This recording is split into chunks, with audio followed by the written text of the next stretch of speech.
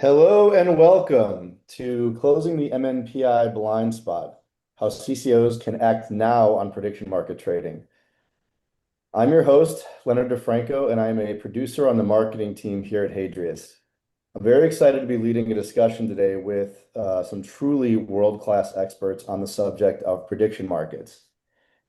As a reminder, this session is being recorded and the content will be shared with all registrants after the call. In addition, we have a Q&A session blocked off at the end, so please submit your questions in the chat and we will do our best to get to all of them. And now, without further ado, let's get into it. So this is the theme of our talk today. Prediction markets are here. What are compliance officers supposed to do about it? For those of you who don't know, Hadrius is AI native compliance infrastructure for RIAs, broker-dealers, and dual registrants. Our entire raison d'etre is helping compliance officers manage their workload more efficiently and accurately. So why, you might wonder, are we here talking about voluntarily expanding the number of channels compliance is responsible for monitoring? Are we trying to give our customers more work? The answer is no. We're trying to help our customers manage the work they have today and will have in the future. It is our belief that a whole new era of investing and a whole new world of asset classes led by things like prediction markets is upon us. As this slide says, these developments are already here. What a CCO needs to do about it is less clear. That's what we're here today to discuss. But whatever you decide for your firm, our goal at Hadrius is to help you run that future-proof compliance program however you see fit. Joining us today are, as I said, some of the top experts in the field. Professor Daniel Taylor is the Arthur Anderson Chaired Professor at the Wharton School and Director of the Wharton Forensic Analytics Lab. With deep expertise in insider trading, corporate disclosures, and fraud prediction, his research has directly shaped SEC rulemaking and informed investigations by the DOJ, SEC, and FBI. In February 2026, Professor Taylor was named, alongside another of our guests, to the prediction market Kalshi's Market Integrity Task Force. Aaron Brogan is the founder and managing attorney of Brogan Law, a boutique law firm focused on cryptocurrency and novel financial products. Aaron is a widely published commentator on the subjects of emerging asset regulation, and his Substack, the Brogan Law newsletter, offers a gimlet-eyed analysis of the evolving regulatory landscape.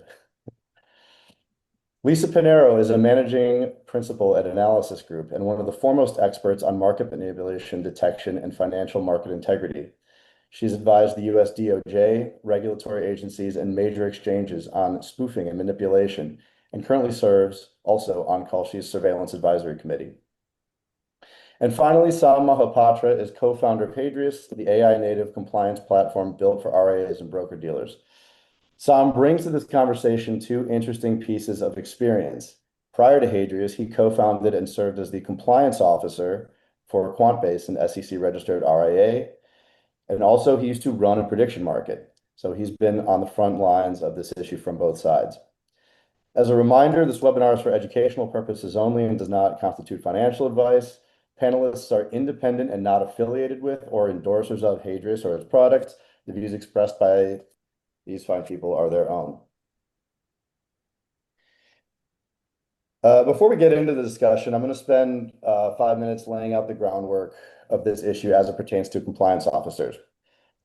First of all, let's start off with a simple question. What is a prediction market? In short, a prediction market is a venue where users can purchase and trade derivative contracts whose payouts depend on real-world events. On the screen, you see screenshots of two markets from the two major players in prediction markets today. One is Kalshi, a company that is based in New York City and was the first prediction market to be a federally recognized designated contract market, regulated, we think, by the Commodity Futures Trading Commission, CFTC, much like the Chicago Mercantile Exchange. The other is Polymarket, a blockchain-based exchange that is legally headquartered in Panama, I think, and which also became legal in the US as of December 2025, if I'm not mistaken. Both markets allow users to bet, invest, whatever you prefer, on real-world events, such as here the Peruvian election or the price of West Texas Intermediate crude oil. The price of each event contract moves with trading, providing a novel form of public sentiment aggregation through the mechanism of price discovery. Prediction markets are big business. Bernstein Research estimates that 2026 trading volumes will reach $240 billion, nearly 4 times the trading volume of 2025. Morning Consult predicts that market volumes will surpass $1 trillion by 2030.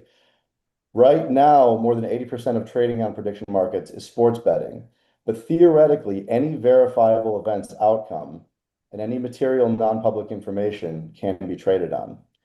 Which brings us to the compliance angle. If you're a compliance officer, you already get attestations from and monitor the trading activities of employees in equities and options, and Hadrius also supports crypto. We thought prediction market activity should be visible too. So last month, we launched the tool to achieve exactly that. As of May 2026, the Hadrius Code of Ethics module supports monitoring your employees' prediction market trades. All they have to do is add their Kalshi or Polymarket accounts, and you will see a blotter-style rundown of every contract they're buying, which appears next to their trades in regulated securities and crypto. You'll also be able to monitor for specific contract activities, such as this example, where you're able to see if an employee is trading on the price of Bitcoin, for example. But a funny thing happened when we were building this tool. A lot of CCOs told us, I don't want to see what my employees are doing on there, which brings us to today. We are here because we believe that prediction markets are here to stay. The market signals could not be clearer. People want to trade on these marketplaces. And if you think past the salaciousness you read in the headlines, prediction markets are really a promising way to take a very ancient method of price discovery into interesting new places.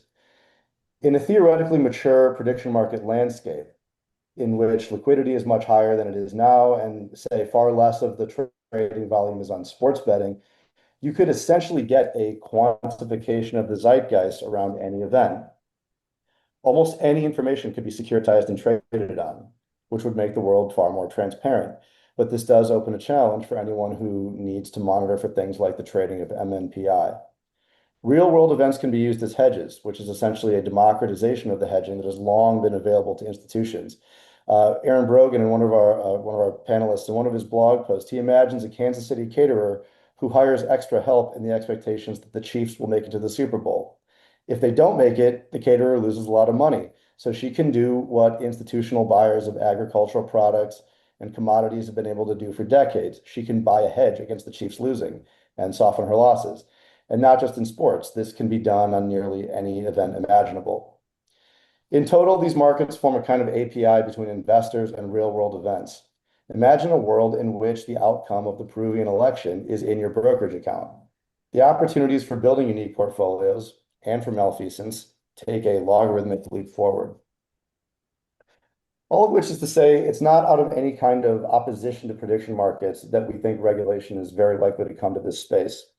Part of that regulatory attention will simply be clarity. If you take a look at the headline here, a few weeks ago, Minnesota became the first state to ban prediction markets, flat out. The federal CFTC, which currently has a very pro-alternative assets agenda, sued Minnesota saying, you, a state, don't have the right to ban prediction markets. Only we can ban prediction markets and we don't want to. This leaves us, the compliance community, in a gray area. Consider this hypothetical. If an auditor from the SEC asks a Minnesota-based RIA why they weren't on top of some questionable employee prediction market trades, the CCO might be able to come back with, why would I be responsible for monitoring something illegal, which I had no expectation the employee was doing? Is that defense crazy? Is that irresponsible? Will an auditor conclude reasonable oversight was exerted? That's what we're here to discuss. Here's a quote from one of our panelists again. The question of preemption eventually accedes at the Supreme Court. Once it gets there, all that counts is counting to 5. So the point of this is, don't let a lack of rulemaking fool you. As of June 2026, when we're recording this, it is not even clear yet which regulatory agency governs prediction markets. The fight over controlling these venues is just beginning. But prediction markets themselves are here to stay.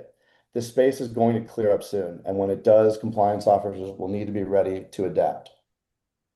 So here's a rough outline of what we're going to cover over the next half hour or so.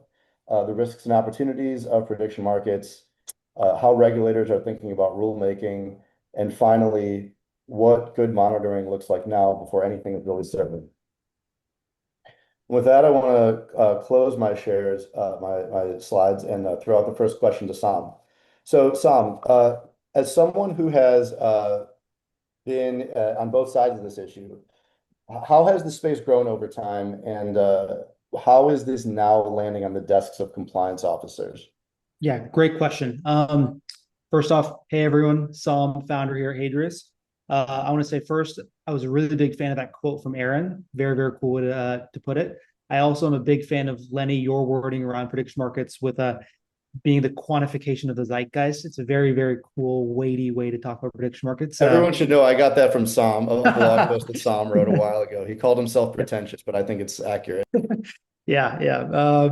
So the question is around, how has the space grown in the time that, most of us here have been a part of it? How is it landing on the desk of compliance officers? So, obviously these markets are relatively new from a commercial perspective, but as folks here, probably know, there's been the IO electronic markets and, all these other markets that have been around from an academic perspective for a long time. So from the commercial, whatever perspective, they're a relatively new phenomenon. When I was trading the first couple prediction markets, back in my day, the most liquid markets were weather markets, with just a few 100,000 in notional volume. And this wasn't even that long ago. Q2, this past week, especially, I'm sure this has been a crazy time for the company that you're advising, Lisa. You know, Last week there was 7 billion in notional volume across 600,000 markets in prediction markets. You compare that to some of the most highly traded assets in the world.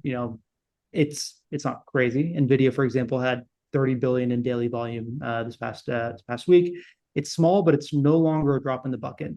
With prediction markets, the thing I'll mention is we can forecast really valuable things. Aaron brought up some really great points. Leonard already talked about the details here.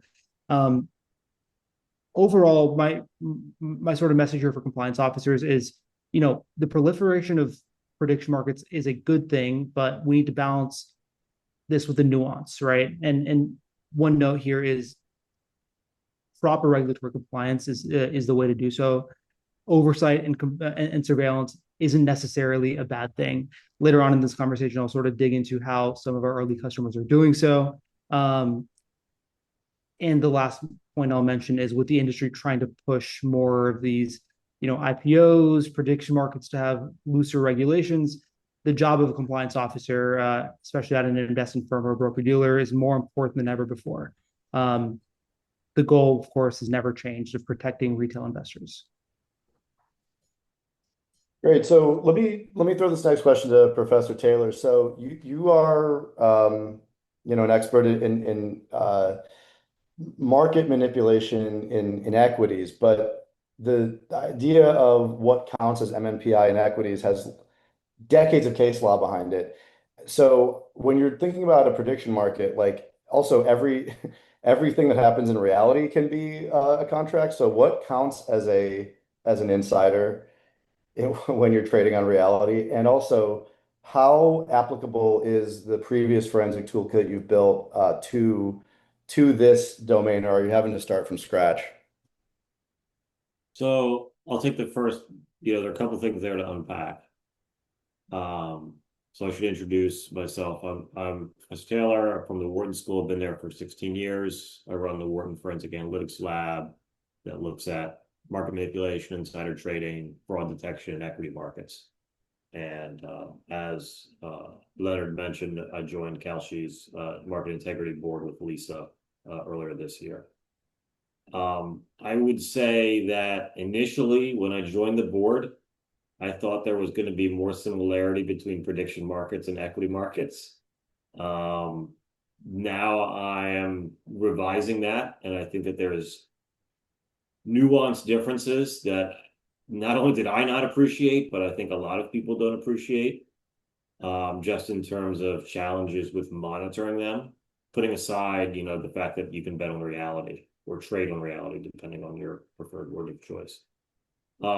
I don't really think in terms of who's an insider and who's not an insider. I think about, who has access to material non-public information. And the concept of material non-public information in prediction markets is the same as it was in equity markets. Is it information that would move the market or that traders would find useful or relevant, if it was made public. So, for example, if it was known that the U.S. was planning offensive operations against Venezuela to get their president, bring him back to justice in New York, that would be material non-public information, certainly for the contract of whether we would conduct a military raid in Venezuela. The one thing that I would say for your audience, broker dealers, investment advisors, and I don't think people quite appreciate this. Polymarket is not registered by the U.S. It is technically not legal for U.S. citizens to trade on Polymarket's international arm. Polymarket has a U.S. arm that is smaller, and it's mainly just sports. The international Polymarket's the major exchange. It's not legal currently for U.S. customers to do it. There was, before the change of administration, the Biden DOJ was investigating whether Polymarket was enticing or allowing U.S. customers to actually trade on the exchange. One of the reasons why this is a big deal for your audience is that Polymarket is listing equity-based swaps and equity-based contracts without registering those with the SEC. So I'm looking at my chart right now. There's a contract for whether Meta stock will end up at the end of the day or end down at the end of the day, and it's currently trading at 74 cents. So there are equity-like instruments listed on Polymarket. So when people are like, oh, why should I care about prediction markets? If you care about whether your people are trading stocks and you care about whether your people are trading options or derivatives, you should care about what they're trading on Polymarket, because there are equity derivatives listed on Polymarket that your folks could be trading. So that's like the immediate, like, you should be caring, because there are things that look a lot like equity that are listed on Polymarket. Kalshi has to go through the CFTC. So the CFTC has to implicitly improve things, and so you don't see those as many equity-based instruments, although you do occasionally see the when will SpaceX go public, what will it go public for, those kinds of instruments. So I think the concept of MNPI carries over. I think surveillance is more challenging. And the final thing that I'll say before I know it's a long-winded answer to your question, the depth of these markets is not nearly the depth of equity markets. Like many of these markets, like the Maduro market, traded, I think, like 100,000 or 200,000 in cumulative lifetime volume. Like that is not, say, large enough to facilitate large-scale insider trading. So that what that means is that while it is possible for people to make a little bit of money across a wider aspect of things, like is Bad Bunny going to be at the Super Bowl? Will Donald Trump show up at the Knicks game? The actual dollar value of the money that they can extract from MNPI is still orders of magnitude smaller than if you had MNPI about a merger in equity markets. So I would still say that equity markets need to be the primary concern, but as prediction markets grow and liquidity increases, they're going to be more of a increase in compliance concern. Great, thanks. And by the way, to everyone in the discussion, if anytime you'd like to jump in, please do, but I'll be asking you questions if not. Okay, so great. So same question to Ms. Pinheiro. Like, do you find that so Professor Taylor's talking about how the volume makes it kind of a fundamentally different type of market. Ms. Pinheiro, are you seeing that your toolkit is as applicable here? And like, what are the most common types of market manipulation activities that you're seeing on Kalshi as you study them? Well, let's see how much we can say about that. But so Dan is right about all I said, definitely 200%. I might add that one of the other things, if you think about, is the price, right? The price is between 0 and 1 at any point in time, and so there's a duration that's limited. It appears, it disappears. The liquidity varies during that window. But also, I mean, what's a 10% price increase, right? Is it going from 1 cent to 1.1 cent? Is it, 90 to 99? Those are very different things. So the scale is also a little bit different. And so that's also something that you have to kind of keep in mind when thinking about a typical toolkit. When you'd say, what's a significant price movement in the regular market, you tend to think in percentage terms. And that's going to be a little bit different here because you have a fixed scale. So that would definitely be another type of difference just in the structure. In terms of more generally, I mean, I think I like the democratization of trading is the part that I find exciting. I personally like to go on, try to arbitrage across different exchanges and do all that fun. It's really fun, but it also strikes me as someone who has studied and sort of worked in the area. It also makes it very easy for people to try to manipulate things, and sometimes maybe in ways that they don't even realize are illegal because they haven't been trained as traders, right? They haven't been told you can't do this because that's spoofing, you can't do that because that's manipulative. So I think it's a little bit, and I think about the Jesus example. I don't know if you're all familiar with that one, but so there was a contract on Polymarket, right, about, will Jesus Christ be back in 2027, and it was trading at whatever, 4 cents. So implicitly 4% likelihood. And then there was another contract that was, will this contract go over 5% in this year? Now you can imagine that, well, if you buy a few contracts, because it's not that deep, you can bring it over 5% and make money on the other contract. So there are all these questions about even the structure of how you create your contracts, if they're dependent on each other, that you can create opportunities for people to manipulate.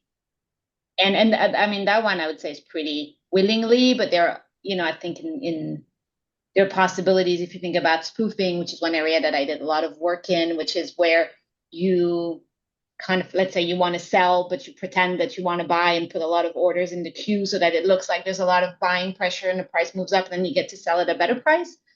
Maybe that's something you come up with intuitively and say, oh, look how that works, without necessarily thinking through, I'm actually manipulating people because I'm giving them false information, not in the sense of a statement where I'm writing something and saying, hey, look, like a pump and dump, but in through my orders. And that's maybe, I guess, one last thing. There are also, you could combine your trading with some communications, even within the tools themselves or outside. And so there is a way to also do type of pump and dump kind of schemes if you manage to get information that's false to the group. So all of this democratized. Is that the type of activity that Kalshi is most worried about? That, like, the very intentional pump and dump stuff, or like insider trading? I can't speak for Kalshi, but I would say I think the news talks a lot about the insider trading, and so I think and the CFTC has talked a lot about it. I was at a recent event where there were representatives of the CFTC and the SEC. They always mention the different ones. I think insider trading always comes first, and that's where most of the examples come.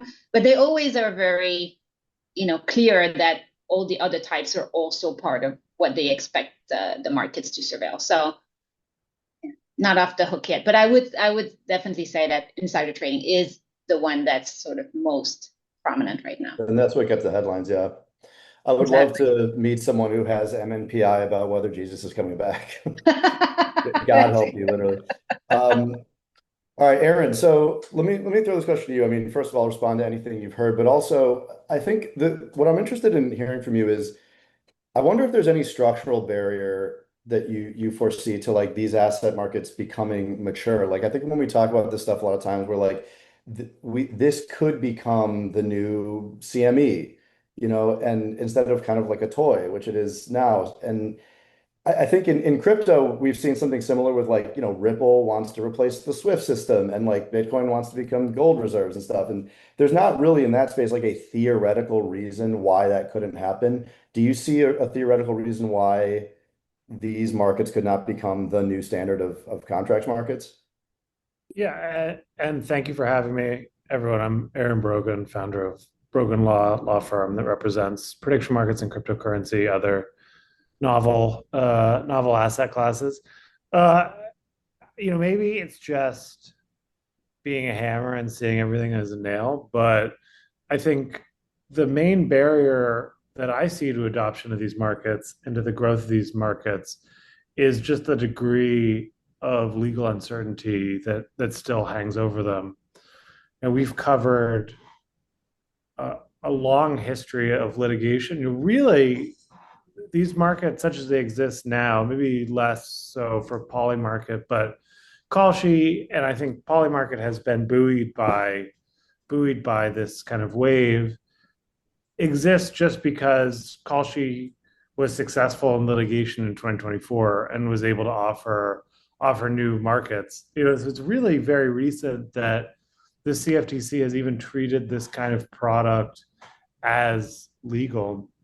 And while the CFTC now does, and I think Mike Seelig is quite open to these markets, the current CFTC chair. You mentioned a number of states trying to ban them.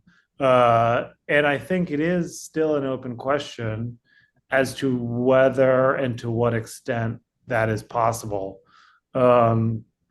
The Commodities Exchange Act, as it in its current instantiation, as it's been amended by language in Dodd-Frank, is pretty clear, in my view, that both prediction markets are swaps and that being swaps, the CEA preempts state enforcement. But there are still arguments that states have made to the contrary, and states have won in a number of federal courts on those arguments.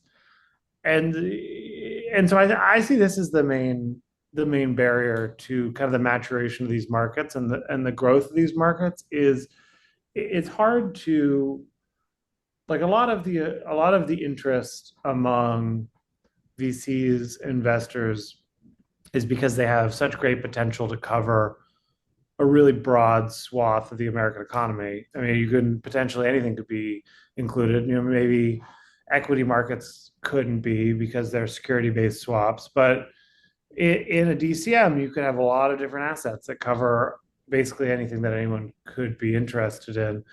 But most of the interest, I think, now continues to be retail trading in, and then maybe not just retail, because there are funds and there are sophisticated traders who come in and take the other side from retail, but it is these kind of retail focused markets on sports, on entertainment.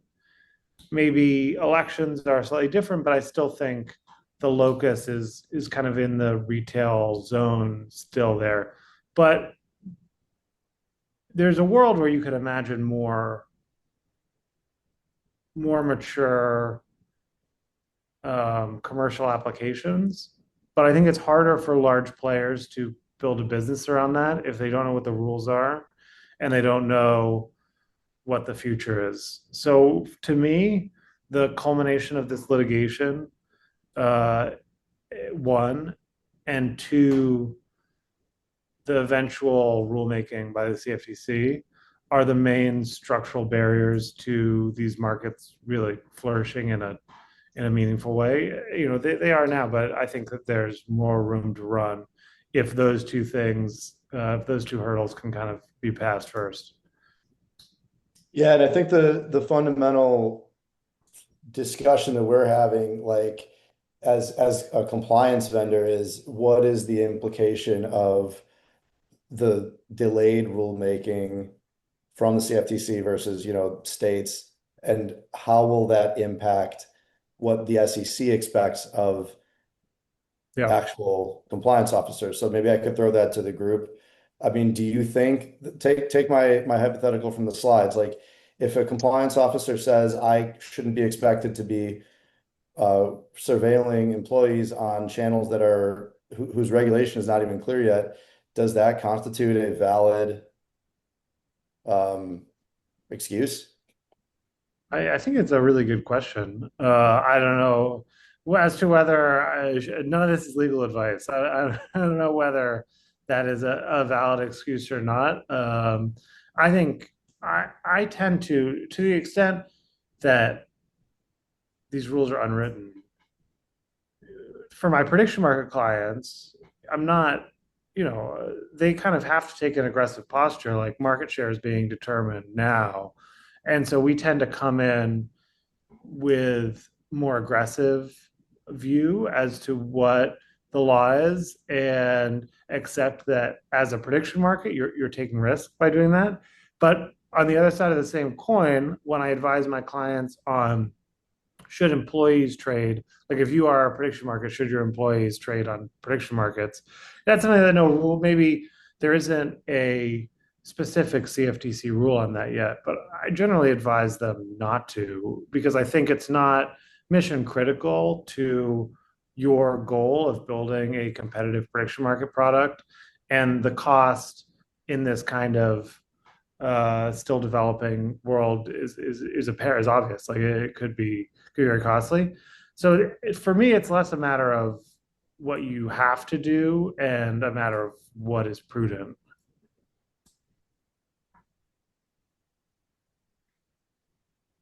Maybe I'll just jump in. I would say I think that they're still at the stage from the regulatory perspective where they're going to go for the low-hanging fruits, so the obvious manipulative examples and where people have been colluding. So people in the firms, for example, have been colluding to take advantage of the prediction markets, etc. I don't get a sense that, at least from what I've heard from the regulators, that they're going to go after people for not, or people with good intentions who tried their best but maybe didn't catch things, right? I got a sense that that's not where the emphasis is. They're going to go for the obvious fewer. And it's, I mean, I think it's a little bit further away from your question, but even more generally, I think as long as people are doing something reasonable, I think the expectation is not yet that it's going to be perfect. It's just going to be that you did something reasonable. So I want to build on that. I do think, there's a question of what is reasonable. And I think that you can answer this question in a counterfactual. If I told you that, like you're monitoring trading of your employees, the brokers, if you will, and you care about whether they're trading in IBM on US equities, you probably don't want them trading on IBM on a foreign exchange, if it is also a foreign exchange. So if you would want to monitor that, I think you'd also want to monitor their trading of equity-like instruments on Polymarket specifically. I mean, I can't get it, it's hard to explain in the sense that if you're an officer or director under securities laws, you have to file beneficial ownership forms when your economic ownership changes. You have to file the form whether you buy options or calls or anything like that. There are equity-like instruments that are currently being traded on Polymarket, and I think that is the closest case to immediate surveillance or banning it, just saying, okay, you have to comply with U.S. law. And by the way, U.S. law says you can't have an account on Polymarket's main exchange. I do think that things will change over time. To me, like where I think the prediction market industry is going is that 3 years from now, 4 years from now, it's not just going to be Kalshi. Susquehanna, SIG has already said that they're going to have their own exchange. Robinhood's powering up their own exchange. Crypto.com now has event contracts and is CFTC regulated. So people now see dollar signs in prediction markets. And so there's going to be a lot more prediction markets going forward than just Kalshi and Polymarket. I also think that the SEC is going to come off the sidelines. I would not be surprised if under the current SEC administration, before they get out of office, they try and make a play to incorporate as many prediction market contracts as possible that look like equity. So if you're a contract on SpaceX's valuation, I think they're going to claim that's a security-based swap. If you're a contract on whether Meta is going to go up or down, you're a security-based swap. And if the SEC actually makes that play and tries to incorporate those under their purview, that's immediately going to trigger compliance requirements for all broker-dealers and your customers. But I don't think it's sustainable right now where just because the instrument trades between 0 and 1, even though it's linked to a publicly traded company, it's not considered an equity-based swap. I do think that there's regulatory uncertainty. I think that like my assessment is that eventually the question of what is considered going to be gambling and regulated by the states versus regulated by the CFTC will make it to the Supreme Court. Again, no legal advice. If I was a betting man, I would say that the Supreme Court might scope a lot of the prediction market contracts related to sports as gambling and carve them out. But at the same time, I think it's hard to see how a lot of the contracts that Kalshi and Polymarket offer are actually gambling, especially on, conference call mentions, how many tweets Elon has, the presidential elections. There's a question of whether the courts will even allow them or not, but conditional on them allow them. I find it hard to believe that it'll get passed back to the states as a regulatory agency. So it wouldn't surprise me if 5 years from now, sports gambling gets carved out and prediction markets are basically non-sports gambling things. So that's my prediction, if you will. You can hold me to it.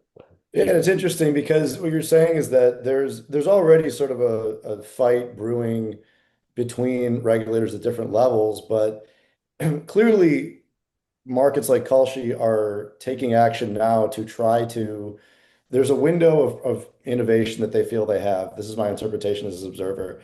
And they want to be able to enact some kind of self-regulation, much like our industry has with FINRA, and basically determine what that is before rulemaking from the SEC comes down.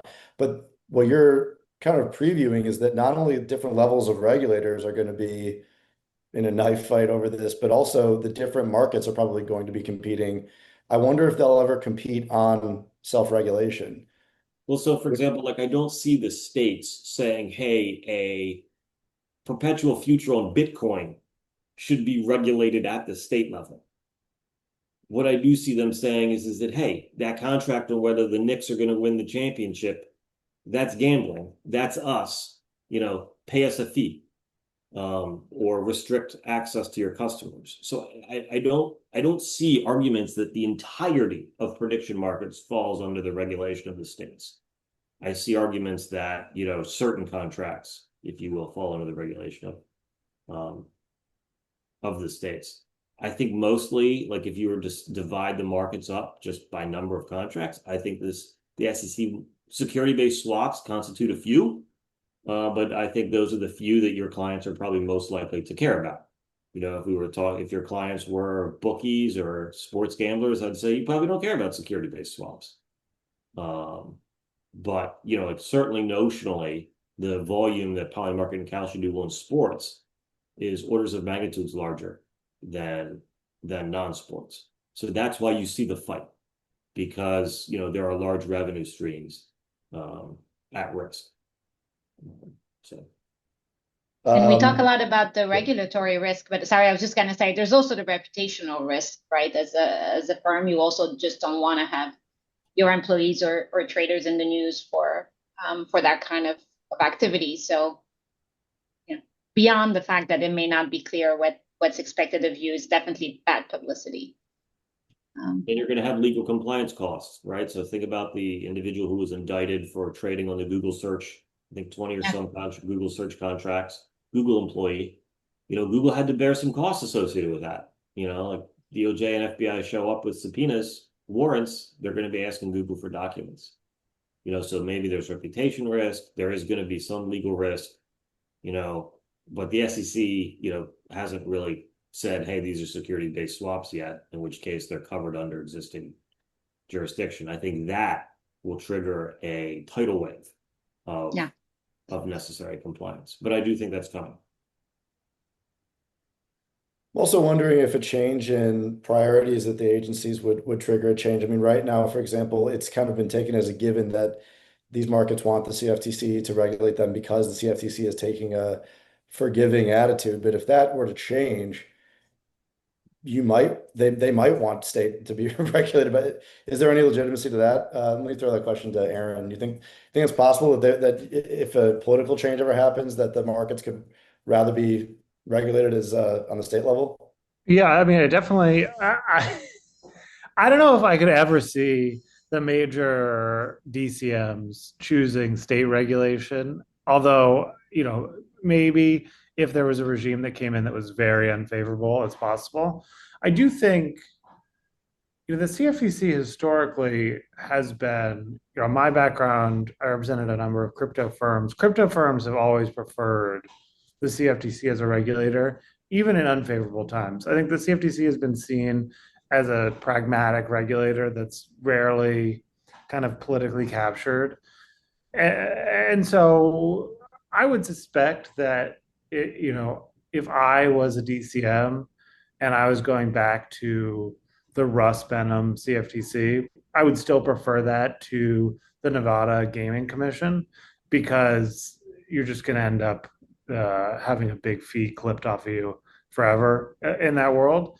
But it's hard to say. Like, this is one of the reasons that I think it is critical to get to the Supreme Court for these industries, and it is critical that the CFTC now finalizes rulemaking, is because these issues become political footballs, you start to get results that are unfavorable to the participants, that can swing with the election. And I do see the left taking a less favorable view to prediction markets and viewing them as extractive. And I think that is a advantageous view for some politicians, because these issues can become really salient for people who have a moral response to the idea of gambling or the concept of risk assets fundamentally. And so there's definitely some risk. I don't think we would ever prefer the states, but you never know. All right, we're running a little bit short on time, so let me just move on to the question of monitoring. So for a compliance audience, let me throw this question to Sam. So what would you say is the minimum viable level of monitoring that a compliance officer should be aiming for now? Yeah, for sure. Appreciate it, Leonard. Yeah, thanks folks for really digging into the sort of the what and the why. In terms of the how, obviously we're a tech vendor. We don't provide guidance on what you should and shouldn't monitor. What I can share a little bit about is, when compliance officers, compliance managers come to us asking, we're thinking about doing X, how should we do this? The way we think about this is actually surprisingly similar to off-channel communications in terms of how to sort of think about the process here. I want to say 4 or 5 years ago, maybe a little bit less, the prevailing, maybe a little bit more than that, what a lot of firms did was some sort of an attestation. What my firm doesn't allow WhatsApp or doesn't allow iMessage archiving, and therefore I'm going to send out, especially as a larger firm, I'm going to send out, quarterly, requests for attestation for my employees, saying, checking the box saying I will not use iMessage. What we found in the past maybe year, 2 years, was that didn't work, right? And we found this out through fines. And what we've really seen folks move towards on that end of the picture, and I bring this up is because what we've seen is more of your employees are going to use them, make sure you have the monitoring in place. So, there's a couple kinds of ingestions on the trade side that I think about, right? The first is your paper statements, right? We're all probably pretty familiar about your Schwab sends you a paper statement. Let me send this to my compliance officer. Then there's your broker feeds, the SFTP side. Third is the sort of plaid style direct login. And the fourth is the sort of, plug in your API key, that the vendor gives you, and, allow the sort of direct connection to happen from there. So I bring up these two bits of context because, one, I'm seeing a lot of firms that are our clients already doing things like, having just as out of an abundance of caution, having my employees do some sort of quarterly attestation that, I'm not using prediction markets, or I'm only trading in XYZ areas, or giving information about what they're doing. And I imagine where this is going to evolve, just like off-channels comms did, is your employees are going to be doing this stuff. How do I monitor it? And so I bring up those, again, the four kinds of ingestion, because prediction markets they're usually built on relatively new, built by relatively new tech vendors. These vendors are API first companies. In fact, Kalshi, Polymarket, before they had users even, many of them had some sort of an API. So Leonard, back to your question, what's the minimum viable way to be solving for prediction market monitoring? It's through the API key. Any user of a prediction market can go to the search bar, search API key, can create an API key, and can submit that to their preferred compliance vendor. In fact, that's how we do it. Obviously, the best solution here that companies like your sort of Plaid, your connectors are moving towards is the direct login methodology. Log into your Kalshi, log into your Polymarket. We're not there yet. And so really the MVP, the minimum viable product here, is the API key. What I would care about sort of moving forward is, what happens when there is nuance in terms of like the markets, like Daniel mentioned, or what happens when it's not just this sort of Kalshi Polymarket sort of I don't want to say duopoly, but two big companies owning most of these markets. What happens when someone else enters the fray? What happens when a Robinhood enters the fray? On the back end, these are probably different. The back end of these firms probably monitors them and just thinks about them in different ways. And so there's a lot of change happening, not only in how the markets are treated by regulatory bodies, so on and so forth, but also how that stuff gets built. Let me we got to move into Q&A because we're running behind. So one of our questions is there any way to monitor not just the contract but other side of the contract? What are the KYC obligations, and are there opportunities to evade sanctions? Who wants to take that? I mean, I guess we could say a few things on it. The issue is definitely that via VPN you can bypass a lot of these, and so that's why I think Daniel was saying you can tell people that they shouldn't, but then they probably will. And on the KYC, at least on the Kalshi front, we definitely know that they gather information and compare and to avoid people evading sanctions.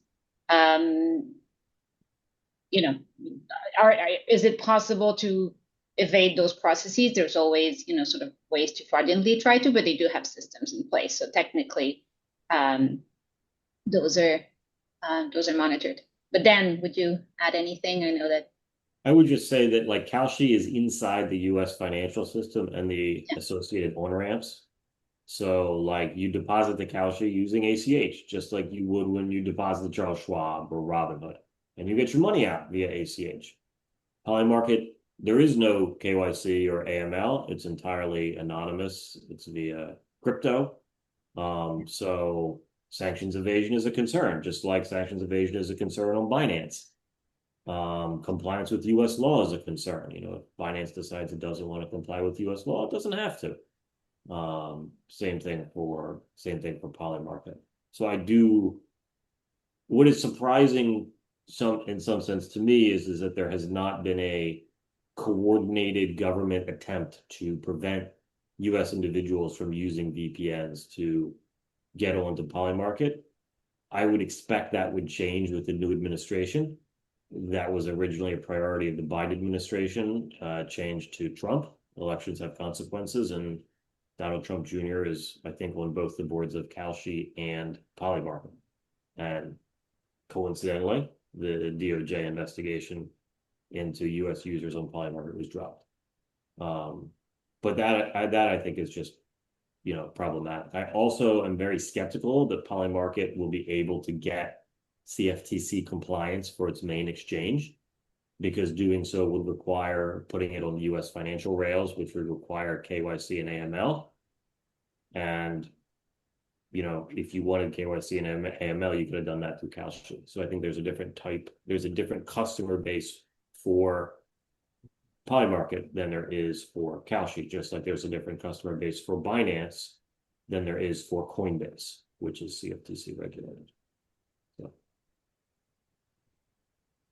I'm going to move on to another one of our questions is, are the equity-like instruments on Polymarket currently on the international platform that US persons cannot trade on? I think the answer is yes. Like there is basically the ability to internationally trade on US equities through Polymarket. And if I had a VPN and I was a US individual and I wasn't worried about strict compliance, I could still access it. All right, we got 10 minutes left. I'm going to initiate a lightning round. The joke about this lightning round is that these are kind of like meaty questions, but that's what's fun about it. It makes a good lightning round. So let me start off with Ms. Pinheiro. When you study Kalshi activity, what does the data allow you to understand, and where is the data blind spot still in these markets?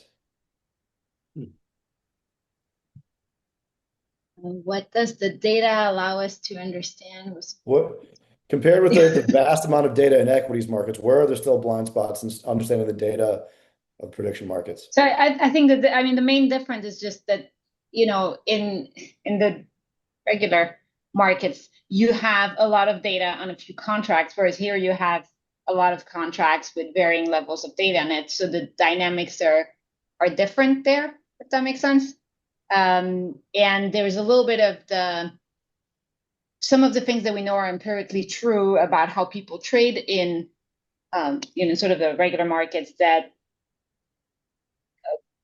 it's not clear that we can always apply them.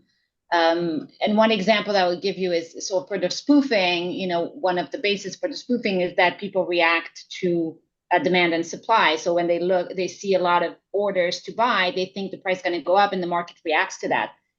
Does it even work that way in prediction markets? Are people looking at the markets? Are people trading with that kind of thinking in mind? All of that is empirical. So these are still things we need to figure out. That makes sense. Professor Taylor, so the vast majority of profits that are being made on these platforms are going to a few accounts. Many of them are using automation. Philosophically, can you articulate like where's the line between savvy investing and like market manipulation? I mean, I don't think you can draw the line between savvy investing and market manipulation just purely based on the amount of profits that someone makes. Okay. I think, the Wall Street Journal did a piece saying, oh, most people on Kalshi and Polymarket lose. Yes, I think that's probably true. I think most people, when they try and pick individual stocks in the stock market, they also lose, at least relative to the index. So there are definitely, I think maybe the issue comes as people think that there are not institutions present on prediction markets. There are institutional market makers there. So when you are trading, it is not necessarily the case that, oh, you're betting on the Knicks and Lisa is on the opposite end of that. It could be that Susquehanna Investment Group or SIG is on the opposite side of that. So I do think that early on, when prediction markets were nascent, there was in trade, then there was predicted, then there was the Iowa electronic market, and those were all mainly retail. They had $850 limits. But now that we don't have those limits, I think institutions have shown interest, and that increases the sophistication of trading strategies. And when you increase the sophistication of trading strategies, the person who doesn't keep up with that sophistication is the one who loses. So I think it's just like the stock market. I think the difference is that now I think when people trade the stock market, they don't think they're trading with another human. They recognize they're trading with the algorithm. They understand they're giving their money to Citadel, and they understand that. Yeah, and I think that within a few years, I think that'll probably be true for prediction markets. All right, Aaron, not as an attorney, you don't get a say in this, but do you think the SEC should hold off making a rule about reasonable effort of oversight before these preemption rules are settled by the Supreme Court? Yeah, I mean, I think like if you're getting to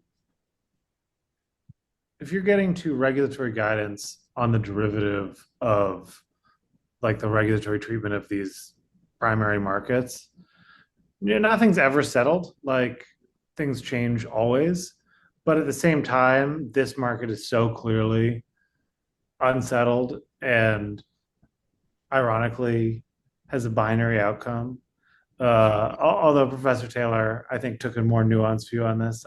I think like the survival of these prediction markets as in their current form as like retail platforms probably does depend on the availability of entertainment and sports markets. But anyway, I think yeah, I would wait if it was me. The SEC has a lot of stuff going on, so they've got other things to think about too.